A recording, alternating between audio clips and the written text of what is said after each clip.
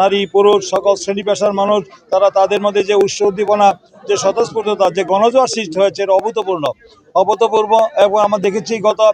17 বছর তারা ভোটাধিকার বঞ্চিত ছিল, তারা ভোট দেওয়ার জন্য অধীর আগ্রহ অপেক্ষা করছে। তারা ভোট দেওয়া তাদের যে পবিত্র আমানত, আমার ভোট আমি দিব, যাকে খুশি তাকে দিব, দেখে শুনে যোগ্য ব্যক্তিকে দিব, সেই যোগ্য ব্যক্তি যোগ্য দলকে দেওয়ার জন্য মনে হয় যে বাংলাদেশ জাতীয়তাবাদী দলের মনোনীত প্রার্থী দানেশের প্রার্থীকে তারা বেছে নিয়েছে। আজকে আমরা মাধবদী পৌরসভার 6 নম্বর ওয়ার্ডে গণসংযোগ করতে এসে আমরা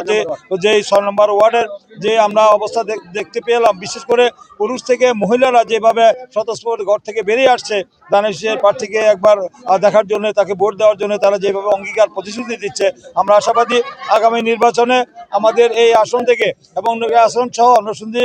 আমাদের জেলার যে 5টি সংসদীয় আসন রয়েছে, 5টি আসন থেকে বিএনপির প্রার্থীরা বিপুল ভোটের ব্যবধানে ইনশাআল্লাহ বিজয়ী হবে।